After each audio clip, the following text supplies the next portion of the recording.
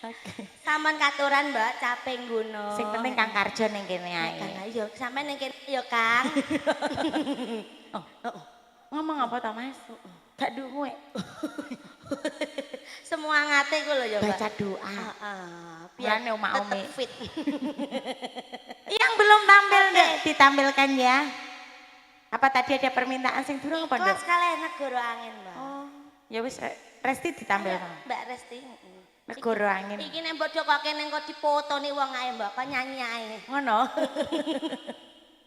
Ya ben dipoto barang to, Dik, Dik. Ah, moto kowe malah kok burem. Takon moto aku tak kei PCX bergendi emang enggak?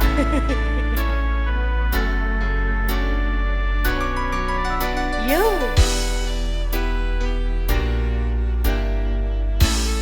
Spesial buat yang punya negara angin.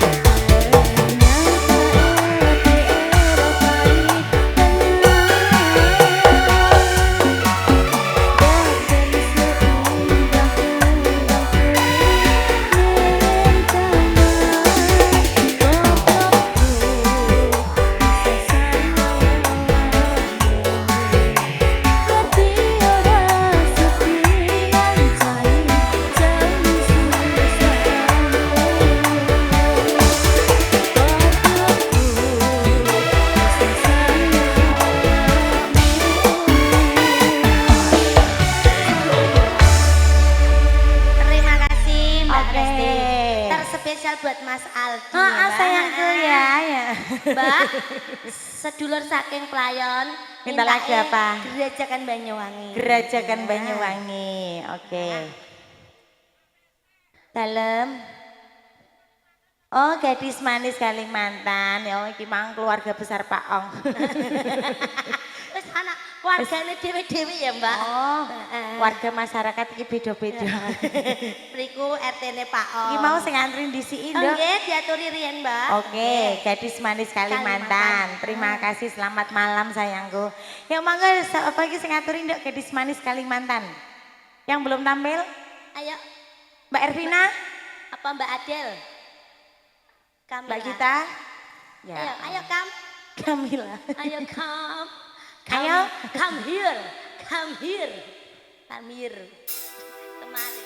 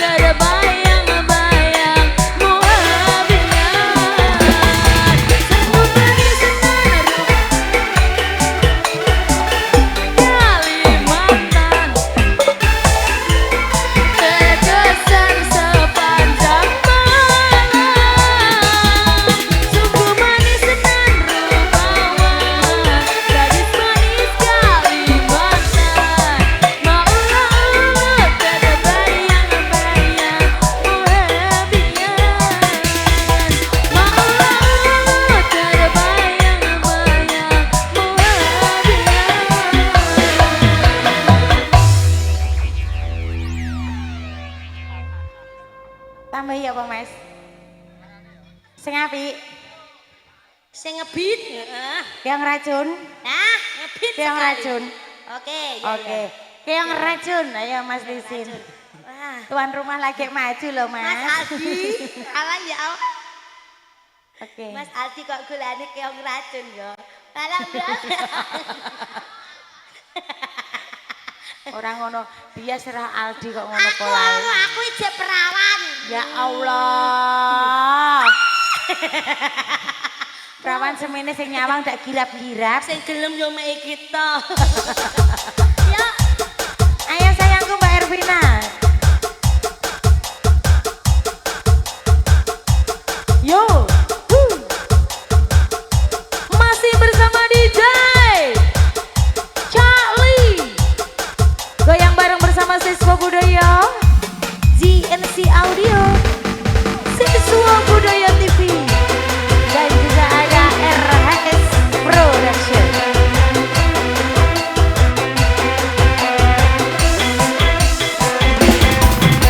Woyo!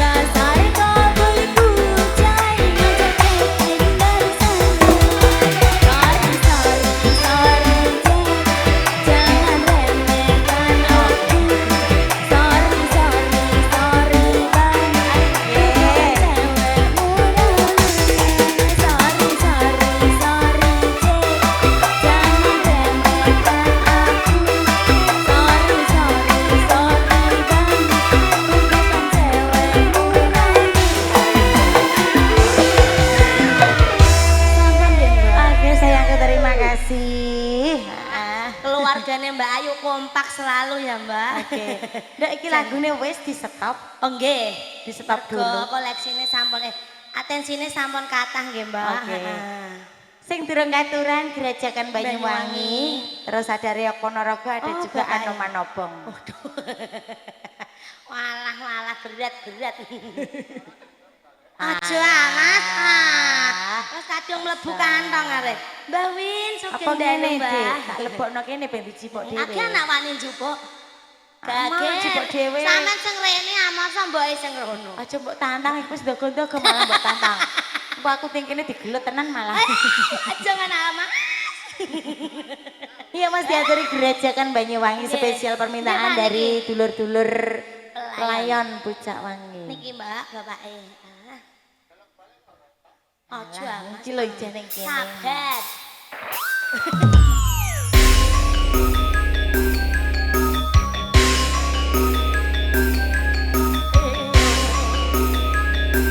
Yo.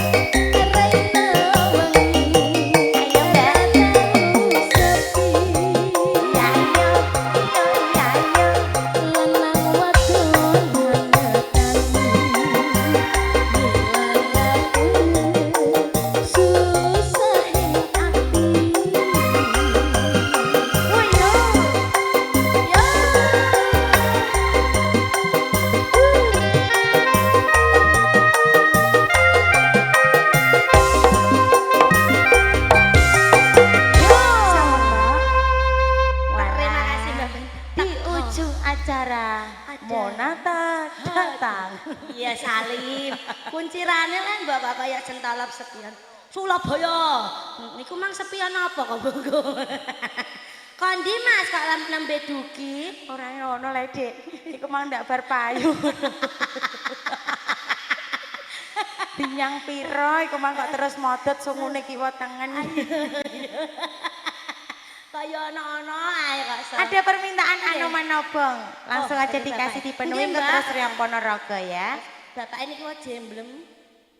Keplayon, heeh. Dek Pak wektune wis entek, Pak. Mak ini mangke tek kesih Oh, nek diaturi atene ya, Pak. isih wektune diaturi, Pak ya. Oh, reok ya ora apa-apa, Mbak. Oh, nggih. Genah ya, Mbak. Wis bendina lho, Pak ya. Ya, Mas, langsung mawon mboten usah dibawani, Mas. Munata, kita goyang. Yo. Ayo, yo. Monata musae Adela. Adela Ndi Mang apa? Adela? Ayo Iki menang apa? di Kingko. Oh ya Surabaya. Iki yo yo. Iki kok. Dongklo iki. Dongklo. Iya. Jawa Kidel. Jawa Tengah bagian tengah alas. Ayo Mas.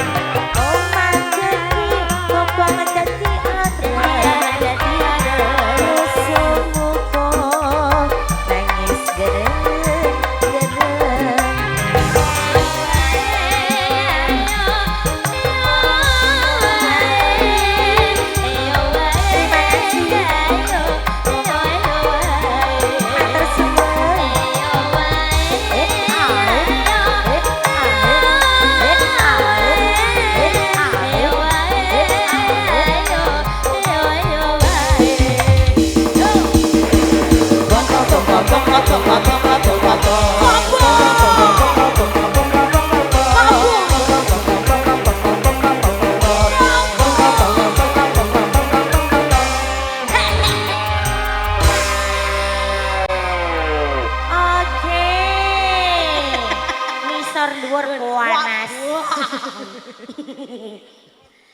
Murup tenan Pak, burat-burat. Wektune isih dawa apa kari sedelok, Nduk? Isih dawa? Oh, Anton sekedin. Heeh, diaturi tembang terakhir Nggih, Reok bonus. Ponorogo. Bonus iki, Bos. Hati-hati Alam, ya, alam, Pak. apa? Nggih, reok buat sampean nggih. Heeh. Buat bapakku, buat dulur-dulur dari Playon, sugeng dalu Pak. Khususnya buat tuan rumah, buat yang di kanan panggung semuanya terima kasih. Yang kembali goyang bersama siswa budaya satu tembang Reok Ponorogo. Yo.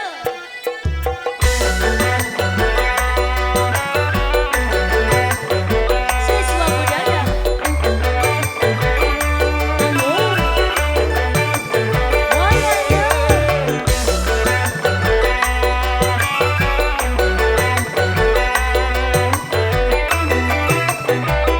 Spesial juga buat dulur saking Playon. Buat Mbak Ayu sekeluarga.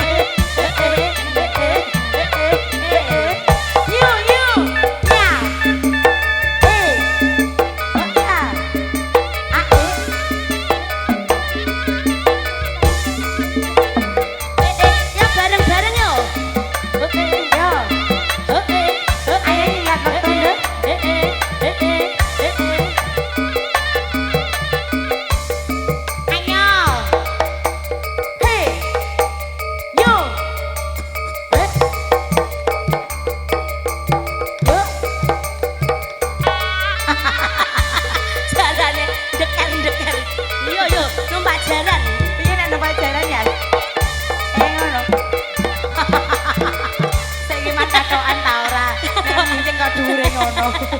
Ayo Monata, rewokan. Yo, yo, hey, yo. He, oh, he, oh, he. Semangat ya. Hei, Aku kok etan-etanen kucirane. kayak apa ya Mbak? Mentil cilik. Hei, banyak putaran radio. Hei. Yuk. Yo.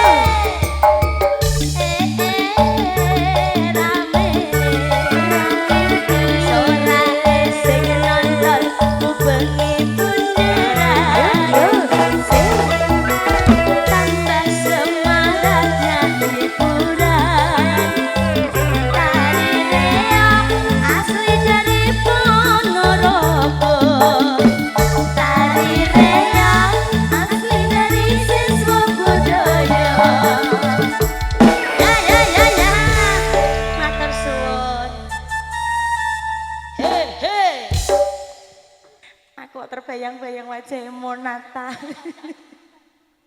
Ngaku iso turu apa ora? Gara-gara kucirake niku Rondoro.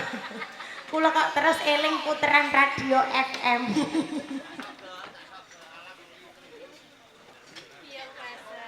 Nggih, dawuh Ndara. Iki mau PKB padha kewilangan suka.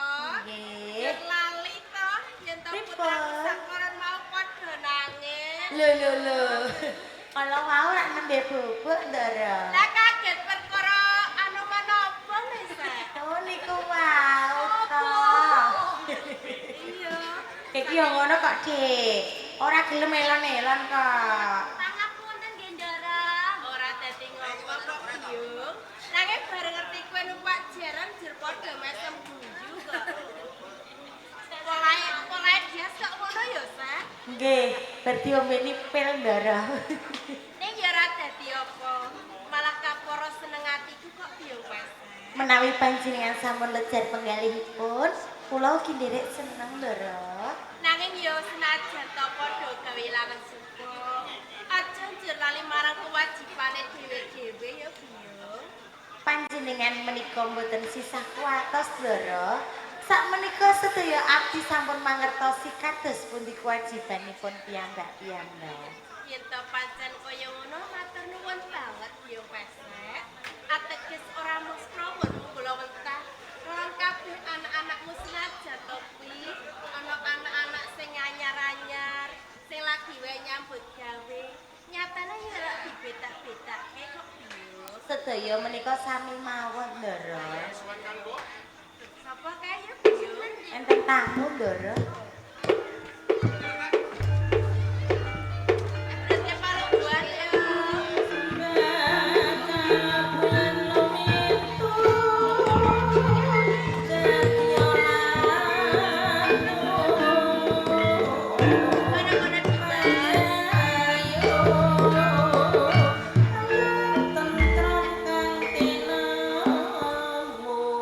iki kandangku sak loron kok Biung. Nggih Ndara. Ora kaya padatan.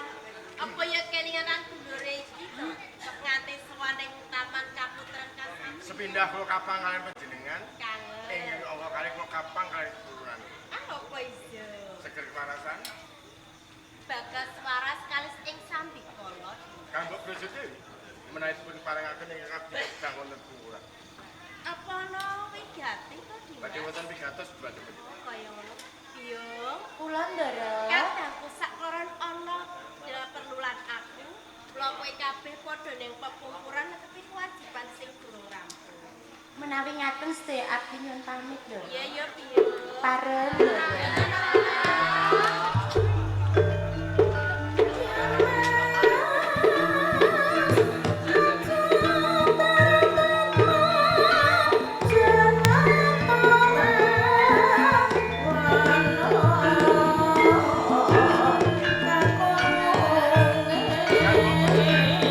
Saiki ora ana sandingan.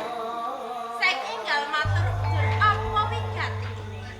suwan kula namung badhe atur lelayu Lelayu. Sapa sing sing? pangaksaminipun ingkang ageng kanggo menawi ari kalenggan menika Kang Mas Pangeran Maisa Wateleng gugur wonten ing Medan Logo. Kang Masmu, Dimas.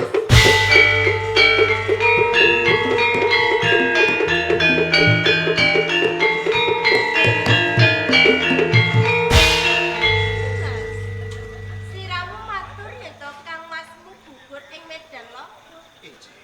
Apa pancen kahanane lagi perang? Gede to, Dimas. Wedal menika Praja Singasari nembe kemawon geger. Geger, geger. Jalaran sedaya wewadi-wewadi ingkang mapan wonten ing Praja Singasari wedal sakmenika sampun kawiyak. Menawi Kang Mbok Brajadewi kepengin mangertosi sinten pawongan ingkang sampun kumawani mejahi dhateng Kang Mas Pangeran Maisa Wateleng. Boten wonten sanes kula piyambak. Sliramu.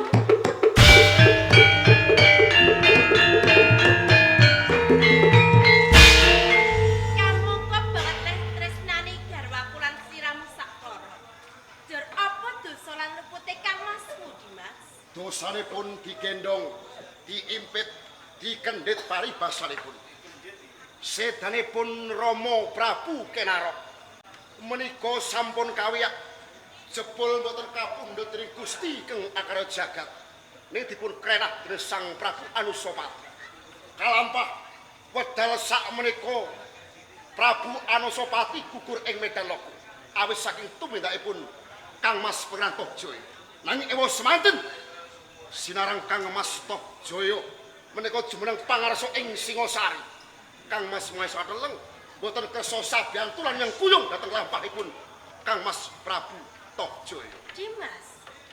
Kang Masmu Maisa wong ateleng mesti wera nyang kuyung lekase Dimas Tohjaya. Mergo kuwi dudu hak warise. Nah menika kanthi adhedhasar menika ngantos kula tegelan mentala mejahi dhateng Kang Mas Pangeran Maisa Wateleng. Nanging Kang Mbok sinaosa kados pundi kemawon kula tetep tanggel jawab perkawis menika. Saksedanipun Kang Mas Pangeran Maisa Wateleng kula mboten negakaken dhateng panjenengan. Yen ora tega lan Saya kepuluran kula kekalih menika. Saking pawas kula, saking pamanggih kula tetep tanggel jawab panjenengan kedah purun dados bojo kula Kang Mbok Brajadewi. dadi garwamu. Dimas. Umpama siramu kuwi mentalan Kang Masmu Maisa wong ateleng. Kok ngemen lan Kang Mbok, he? Kok ya Kang Mbok ki dadi pateni weran kulunanmu sakmono niki, Dimas.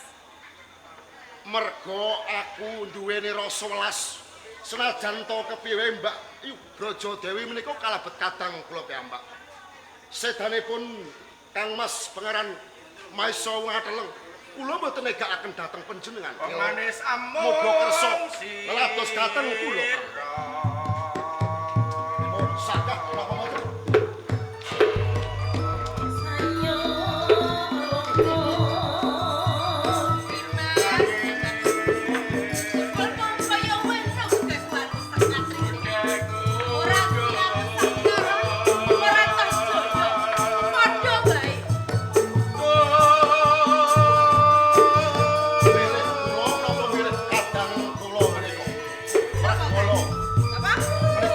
Menika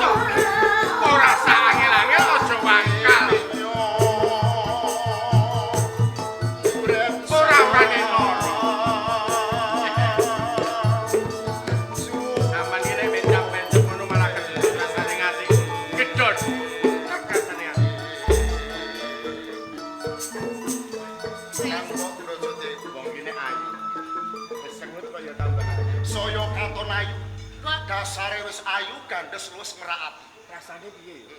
Nggone lawak lauk wis Dimas, Pripun Kang? paribasan kaya wong barang, Lah iya. Kule wengi adol swara ngemis-ngemis katresnan. Mung mergo sampean. Sampeyan ora mesek kula to. Ora? Yen bengi doyan turu yang awan doyan mangan. Ya pas yen. Nanti ngono. bledas sama kula. Ah, Wiyan tukang Pun to. syuting. Ora usah gagak digawe angel-angel kamu. Sampean cukup mandut, mendel lan ngeladeni kalih kula. Rampung perkarane. Di, jelas ora kena, asal. Saged mboten? Ora. Saged mboten? Ora Dimas. Aja. Dimas. Dimas.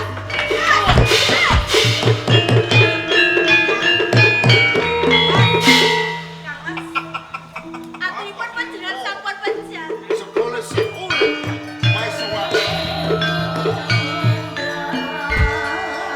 Tulan kowe, Kang Mas Maeswara.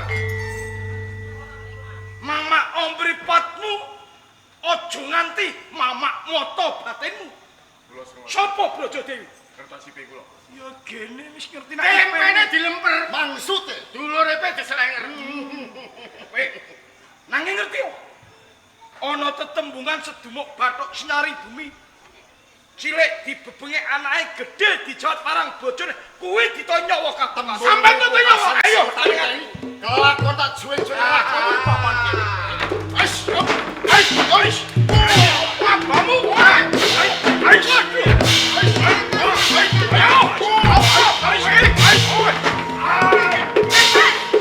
Ora mlayu.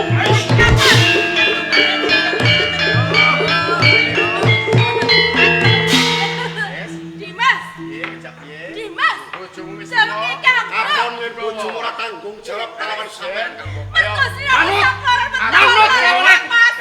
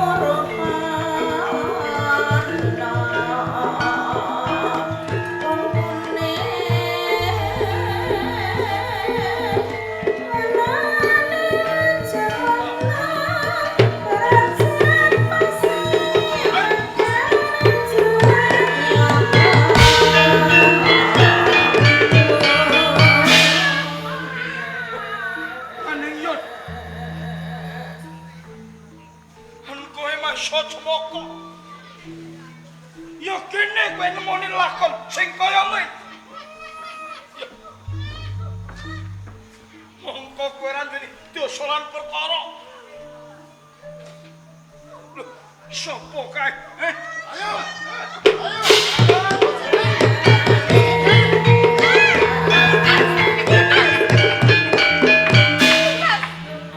Yen zaman akeh abdi, iki ning alas. Dimas.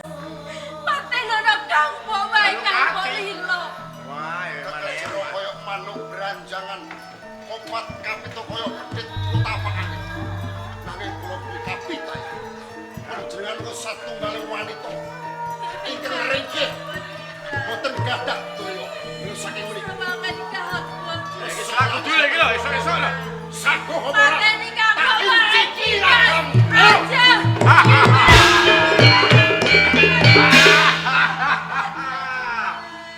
Yes. Ketan apa telo, prawan apa rondo? Senajan Sing to penting wis rasane. duwe anak.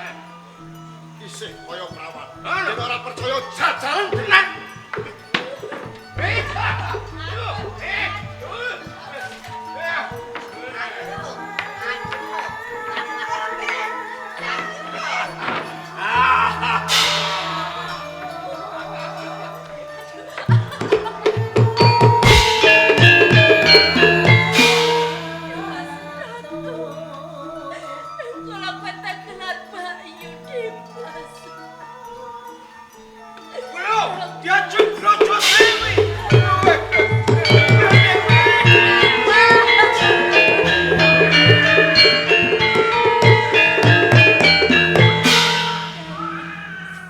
lajeng kepiye? Sampun dipun damel wirang kalian sedulur panjenengan sakloro. Pun kakang ngerti Tambang kula titip lan putra kula maisa jepok lan narayane. Sliramu arep menyang endi diajeng iki putramu Pirsanipun yen mangke dewasa saged balas kewirang kula Kang Mas. Diajeng Brojo Dewi.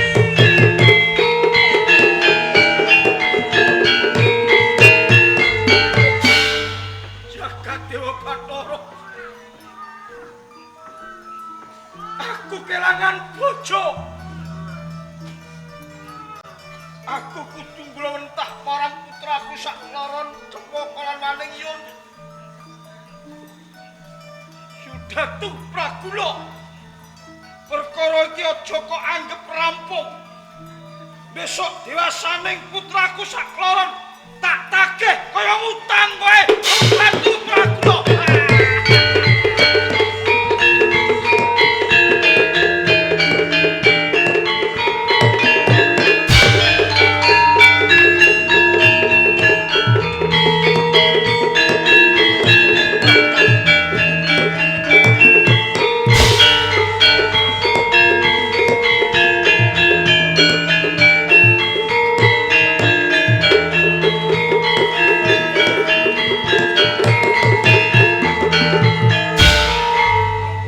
Sampun cekolan gamblang. Larian bersejarah urip kula. Kaporo ibu kula Brojo Dewi nepai praloyo awit saking Sudatu. Lan menika awit saking pakartinipun Waludru. Sawetawis kula nyuwun pamit, kula longgo.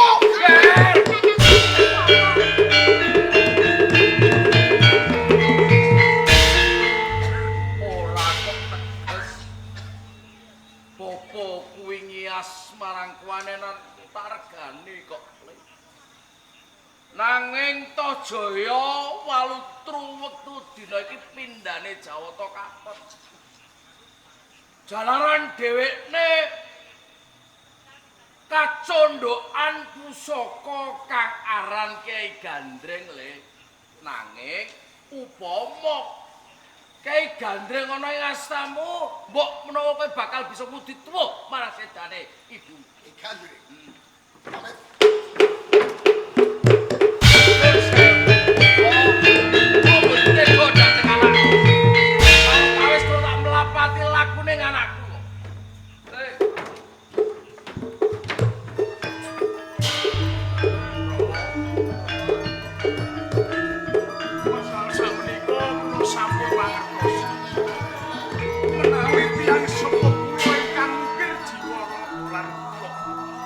Sampun sepuh, wong selgo jibrang selgo Prabu Tokjo. Dewa dadi sasoi jagane padha jalaran. Kae seneng sasarake marang kowe kabeh. Kawula ing sosari padha bunga. Katindes dening panguwasa. Siji, kowe kudu kedungan Kyai Gandreng. Kula kedap saged. Kyai Gandreng iki asale Empu Gandreng saka desa Lumban. Patut kowe bisa ngasta Kyai Gandreng. Kowe bisa beran kemarin kula desa. Ingin kados kados sedale wong tuwa. Nyuwun tambahi panjenengan. Ing Singosari. Pamit Bapak.